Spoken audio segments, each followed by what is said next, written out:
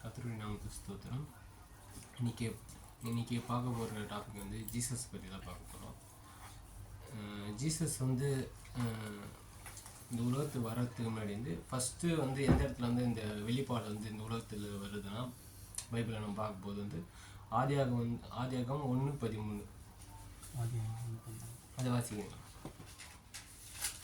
சாயங்காலமும் விடியற் காலமுமாகி ஆதியாகம் 3:15 உனக்கும் ஸ்திரீக்கும் உன் வித்துக்கும் அவள் வித்துக்கும் பகை உண்டாக்குவேன். அவர் உன் தலையை நசுக்குவார், நீ அவர் குதிங்காலை நசுக்குவாய் என்றார். இந்த ஃபஸ்ட்டு கடவுள் வந்து இந்த உலகத்தை படிக்கும்போது வந்து எல்லா ஆசீர்வாதம் வந்து நம்மளுக்கு வந்து அவர் வந்து நம்மக்கிட்ட தான் கொடுத்துருந்தாரு. அது எல்லாமே வந்து எந்த இடத்துல பறி போகுதுன்னா, ஃபஸ்ட்டு வந்து பாவம் வந்து கடவுளுக்கும் நம்மளுக்கும் இருக்கிற அந்த பாவம் வந்து ஃபஸ்ட்டு அந்த இடத்துல உள்ளே வரும்போது, பாவம் வந்து உலகத்தில் ஆல்ரெடி இருந்துச்சுன்னா, பெருமைனால் வந்து முதல்ல லூசிஃபர் வந்து கீழே தள்ளப்படும். அங்கேயே ஒரு பாவம் உண்டாகுது. உலகத்தில் ஃபஸ்ட்டு பாவம் வந்து அங்கே உருவாகுது. பட் மனிதனுக்கும் கடவுளுக்கும் வந்து இடைவெளி வந்து எந்த இடத்துல இருக்குதுன்னா, அது ஆதாம் ஏவாள் செய்த பாவத்தினால அந்த இடத்துல ஒரு கடவுளுக்கும் நம்மளுக்கும் இருக்கிற வந்துட்டு ரிலேஷன்ஷிப் வந்து அந்த இடத்துல கட் ஆகுது. அப்போ வந்து அந்த இடத்துல வந்து அது மீட்க யார் வருவாங்க அப்படின்னா, அந்த பாவம் வந்து நம்மளை ஃபுல்லாக மேற்கொள்ளிச்சு. அந்த சின்ன ஒரு பழம்தான், அது கீழ்ப்படியாமனால பண்ண பாவத்தினால அந்த பாவம் வந்து நம்மளை மேற்கொள்ளும். நம்மளும் ஏன் கடவுளை எல்லா இடத்துலையும் நம்ம பைபிளில் பார்க்கும்போது எல்லா இடத்துலையும் வந்து ஒரு கற்பனை சொல்லினே வருவார், கட்டளையை வந்து சொல்லினே வருவார். ஏன் அந்த இடத்துல எல்லா இடத்துலையும் சொல்கிறாங்கன்னா, கடவுளுக்கு ஒரு எஜமானுக்கு வந்து நம்ம கீழ்ப்படிஞ்சு தான் ஆகணும். அதுபோல் வந்து கடவுள் வந்து எல்லா கற்பனையும் வந்து நம்ம சொல்கிறது வந்து அது கீழ்ப்படியாமல், நம்ம நிறைய பேர் சொல்லுவோம் ஆதாமியாவும் கீழ்ப்படியனால தான் நம்ம இப்படி இருக்கோம். ஏன்னா கடவுள் இப்போ அநேக கற்பனைகளுக்கும் கட்டளைகளும் வந்து நம்மளுக்கு சொல்லிக்கொண்டே வராரு. நம்ம அதுக்கு கீழ்ப்படிய மாட்டோம். இது வந்து இது இருள் வந்து இந்த உலகத்தை வந்து அதிகமாக வந்து இந்த ஒளியை மறித்து வந்து இருள் வந்து அதிகமாக ஆகுது. அப்போ வந்து அந்த இடத்துல வந்து கடவுள் வந்து வாக்கு பாருறது அந்த வசனம், அவர் வந்து உன் தலையை நசுக்குவான். ரோமர் 16:20 வந்து நம்ம அந்த வசனத்தை வாசிக்கும் போது கடவுள் ஒன்று எந்த இடத்துல வந்து அந்த இடத்துல வெளிப்படுத்திருக்காரு நம்ம பார்க்கலாம்.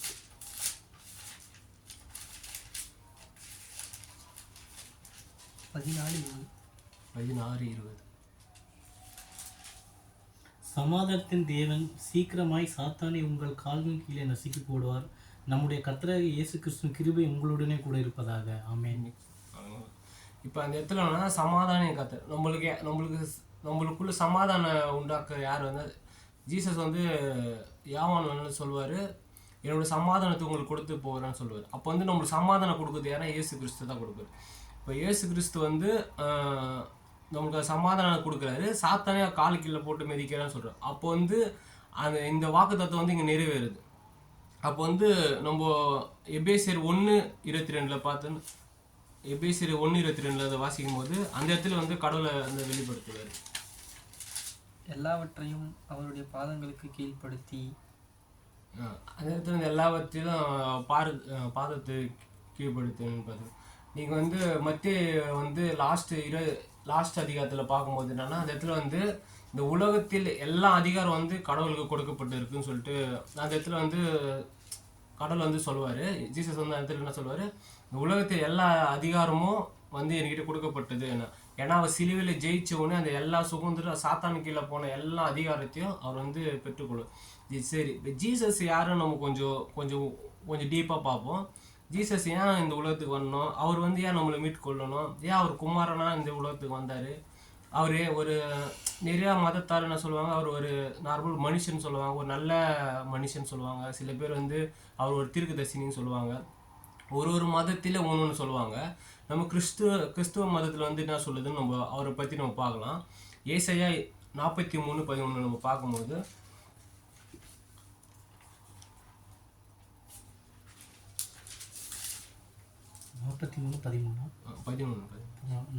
நானே கர்த்தர், என்னை இல்லாமல் இரட்சகர் இல்லை. இப்போ அந்த இடத்துல வந்து நம்ம ஏசாயா தீர்க்கதரிசியில் வந்து இந்த வெளிப்பாடு வந்து வெளிப்படுத்துறாரு.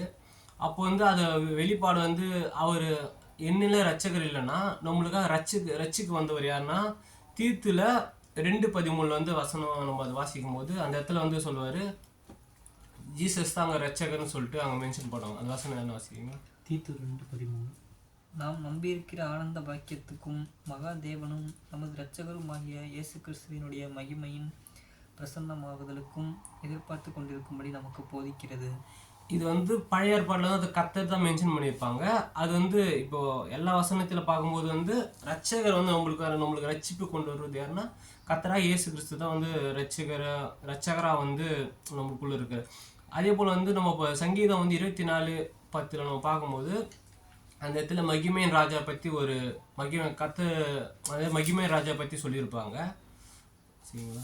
சங்கீதம் 24:10. யார் இந்த மகிமையின் ராஜா?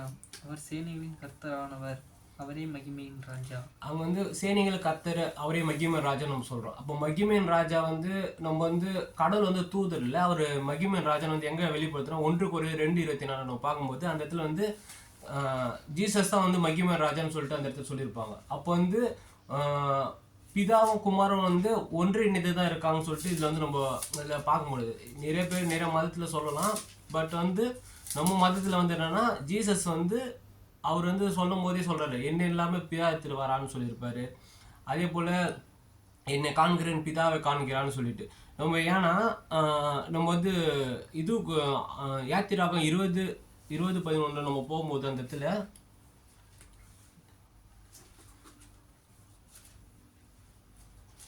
கர்த்தர் 6 நாளைக்குள்ளே வானத்தையும் பூமியையும் சமுத்திரத்தையும் அவைகளிலுள்ள எல்லாவற்றையும் உண்டாக்கி 7ஆம் நாளிலே ஓய்ந்திருந்தார். ஆகையால் கர்த்தர் ஓய்வு நாளை ஆசீர்வதித்து அதை பரிசுத்தமாக்கினார். அதே போல் நம்ம அது ஓய்வு நாள் வந்து கடவுளுக்காக கொடுப்போம். கர்த்தர் வந்து உண்டாக்கி எல்லாத்தையும் கொடுத்தாருன்னு சொல்கிறோம். அப்போ வந்து மார்க் 2:28 பார்க்கும்போது குமாரானவர் ஓய்வு நாளுக்கு வந்து ஆண்டவராக இருக்கான்னு சொல்லுவார். அப்போ வந்து யாத்திராகத்தில் சொன்னது வந்து அதே கடவுளை தான் இங்கே அவர் வந்து எப்போ அது வந்து பிதா அந்த இடத்துல வந்து நம்ம பிதாவை தான் மென்ஷன் பண்ணியிருப்போம் நினைப்போம். ஏன்னா வந்து அதுக்குள்ளே இன்டெரக்டாக வந்து ஜீசஸும் அவங்க உள்ளே இருக்கார். யாத்திராக 20:1-3 வரை எதனா வச்சுக்கிறீங்களா? 20:1-3 என்னை அன்றி உனக்கு வேறே தேவர்கள் உண்டாயிருக்க வேண்டாம். மேலே வானத்திலும் கீழே பூமியிலும் பூமியின் கீழ் தண்ணீரிலும் உண்டாயிருக்கிறவர்களுக்கு ஒப்பான ஒரு சொரூபத்தையாகிலும் யாதொரு விக்கிரத்தையாகிலும் நீ உனக்கு உண்டாக்க வேண்டாம். நீ அவைகளை நமஸ்கரிக்கவும் சேவிக்கவும் வேண்டாம். உன் தேவனாகிய கர்த்தராய் இருக்கிற நான் எரிச்சலுள்ள தேவனாயிருந்து என்னை பகைக்கிறவர்களை குறித்து பிதாக்களுடைய அக்கிரமத்தை பிள்ளைகளிடத்திலும் 3ஆம் 4ஆம் தலைமுறையும் விசாரிக்கிறா இருக்கிறேன். இப்போ இந்த இடத்துல வந்து என்ன சொல்லியிருப்பாங்கன்னா, என்னென்று உனக்கு ஒரு கடவுள் இல்லைன்னு சொல்லியிருப்பாங்க. நம்ம இதுதான் பிடிச்சிப்போம். இப்போ நிறையா மதத்தார் வந்து என்னென்று கடவுள் இல்லைன்னு சொல்லிட்டு அந்த 10 கட்டளையை பிடிச்சிப்பாங்க. அந்த அந்த அந்த முதல் கட்டளை வந்து என்னென்று ஒரு கடவுள் இந்த உலகத்தில் இல்லைன்னு சொல்லிட்டு சொல்லியிருப்பாங்க. அதே வந்து நம்ம வந்து எங்கே பார்க்குறோம்னா யோவான் 4:24-25 பார்க்கும்போது அந்த ஒரு அந்நிய ஸ்திரீ வந்து கடவுள்கிட்ட பேசினிருப்பாங்க. அந்த இடத்துல வந்து அந்த இடத்துல வந்து அந்த ஸ்திரீ வந்து வெளிப்படுத்தியிருப்பாங்க. யோவான் 4:24 தேவன் ஆவியாய் இருக்கிறார், அவரை தொழுது கொள்ளுகிறவர்கள் ஆவியோடும் உண்மையோடும் அவரை தொழுது கொள்ள வேண்டும் என்றார். அந்த ஸ்திரீ அவரை நோக்கி, கிறிஸ்து எனப்படுகிற மெசியா வருகிறார் என்று அறிவேன். அவர் வரும்போது எல்லாவற்றையும் நமக்கு அறிவிப்பார் என்றாள். அப்போ ஜீசஸ் வந்து என்ன சொல்கிறாருன்னா, அவர் ஒரு இப்போ நிறைய யூதர மதம் இருக்கிற மற்ற மதங்களை வந்து ஜீசஸ் வந்து பிலீவ் பண்ண மாட்டாங்க. ஏன்னா அந்த இடத்துல வந்து என்ன பண்ணிப்பாங்க, வேற ஒரு தேச ஸ்திரீ வந்து அந்த இடத்துல வந்து ஜீசஸை பிலீவ் பண்ண ஒரு மேசையை வருவார், எங்களுக்கு வந்து சொல்லுவார் ஆவியோட உண்மையோட தொழுதுகோட காலம் வரும்னு. ஏன்னா இங்கே வந்து நான் கடவுள் நான் ஃபர்ஸ்ட்லேருந்து என்ன சொல்லுவார், இந்த உலகத்தில் சொர்பம் இல்லை எந்த விக்கிரகரும் இல்லை அப்படின்னு தான் சொல்லி வந்திருப்பாரு. ஏன்னா இந்த இடத்துல வந்து அவர் வெளிப்படுத்தாரு ஆவியோட உண்மையோடனா நம்ம கடவுள் வந்து முழு மனசோடு அந்த இடத்துல வந்து நம்ம ஸ்டாச்சு கோயில் அப்படின்னு சொல்லிட்டு நிறைய இருக்கும். ஏன்னா ஜீசஸ் வந்துட்டு எல்லாமே மாறுது, அவர் வந்து எல்லாத்தையும் புதுப்பிக்கிறார்.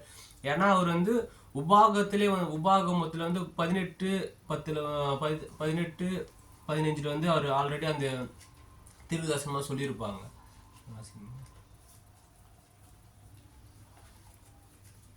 உன் தேவனாய கர்த்தர் என்னைப் போல ஒரு தீர்க்கதரிசியை உனக்காக உன் நடுவே உன் சகோதரரிலிருந்து எழும்ப பண்ணுவார், அவருக்கு செவி கொடுப்பீர்களாக. ஊரேபிலே சபை கூட்டப்பட்ட நாளில் நான் சாகாதபடி என் தேவனாய கர்த்தரின் சத்தத்தை இனி நான் கேளாமலும் இந்த பெரிய அக்கினியை இனி நான் காணாமலும் இருப்பேனாக.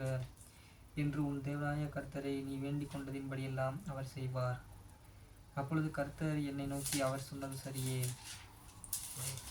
இப்போ இந்த இடத்துல என்ன சொல்லுவாங்கன்னா, ஒரு தீர்க்கதரிசி வந்து உங்களுக்குள்ளே ஏறுவார். அவர் வந்து அவருக்குள்ளே என் வார்த்தையை வைப்பேன்னு சொல்லியிருப்பார். அது 15க்கு மேலே பார்க்கும்போது அதில் வந்துன்னா 18ல் வந்து என்ன சொல்லியிருப்பாங்கன்னா, அவர் ஒரு தீர்க்கதரிசனம் எழும்புவாருங்க. அந்த இடத்துல வந்து என்னோட வார்த்தையை மொத்தமாக நான் நினைக்கிறதெல்லாம் அந்த இடத்துல செய்வாங்கன்னு சொல்லிட்டு. அப்போ வந்து அது எந்த இடத்துல செய்வாங்கன்னா, நம்ம பைபிள் பார்க்கும்போது அது வந்து யார் செஞ்சாருன்னா, கர்த்தராகிய இயேசு கிறிஸ்து வந்து அந்த இடத்துல செஞ்சுருப்பார். இப்போ வந்து கடவுள் வந்து நம்மளுக்காக இவ்வளோ இது பண்ணுறாரு. அவர் வந்து பிதாவானவர் வந்து அவர் இயேசுவின் நாமத்தில் வந்து இந்த உலகத்துக்கு வந்தார். அவர் வந்து எவ்வளோ நம்ம மேலே எவ்வளோ பாசம் வச்சுருந்தா இந்த உலகத்தில் வந்து இப்போது நிறைய தீர்க்கதரிசனம் எல்லாம் அனுப்புனார். பட் வந்து தண்ணியே வந்து இந்த ஒப்பு கொடுக்கறதுக்கு வந்து அவர் வந்து ஆயத்தமாக்கி வந்து இந்த உலகத்துக்கு வந்தார். ஏன்னா அது வந்து இப்போ எங்கே வந்தோன்னா, நம்ம ஆபிரகாமுக்கு வந்து வாக்குத்தத்தம் பண்ணியிருப்பார். அந்த வாக்குத்தத்தம் பண்ணப்பட்ட போதே வந்து அவர் கடவுள் வந்து அந்த இடத்துல ஒப்பு கொடுத்துருப்பார். ஏன்னா நம்ம வந்து ஆதியாகமம் வந்து 12:7 வாசிப்போம். 12:7.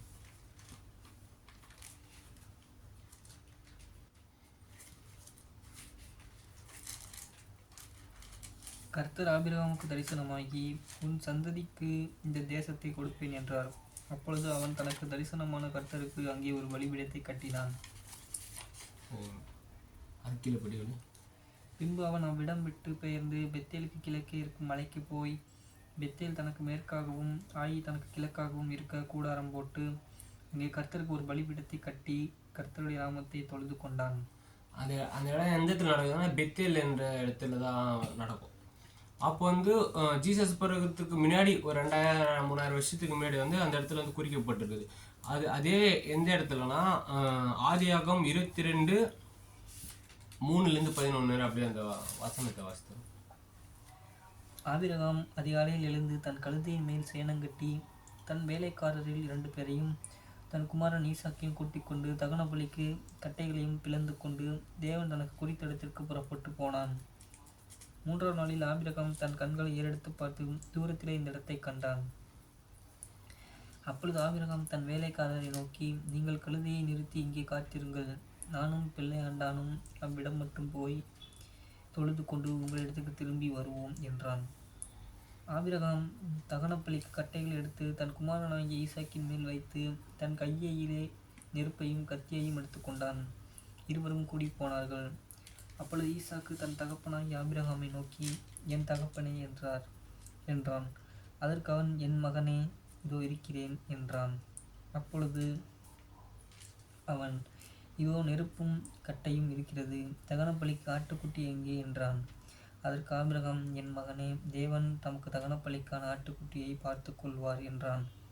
அப்புறம் இருவரும் கூடி போய் தேவன் அவனுக்கு சொல்லி இருந்த இடத்துக்கு வந்தார்கள். அங்கே ஆபிரகாம் ஒரு பலிபீடத்தை உண்டாக்கி கட்டைகளை அடுக்கி தன் குமாரனாகிய ஈசாக்கை கட்டி அந்த பலிபீடத்தில் அடுக்கிய கட்டைகளின் மேல் அவனை கிடத்தினான்.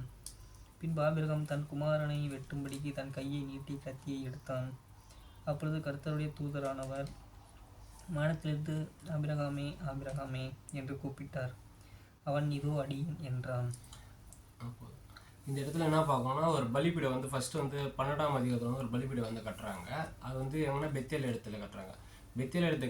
அதுக்கடுத்து வந்து அதே போல் ஈசாக்கு வந்து பலியிடம் வந்து ஆபிரகாம் வந்து திரும்ப அந்த பெத்தேலான இடத்துக்கு தான் இட்டும் போகிறாங்க. ஏன்னா ஆல்ரெடி அந்த இடத்துல பலிபீடம் கட்டி வச்சு அந்த இடத்துல வந்து பலியிடுறதுக்காக அங்கே இட்டும் போகிறாங்க.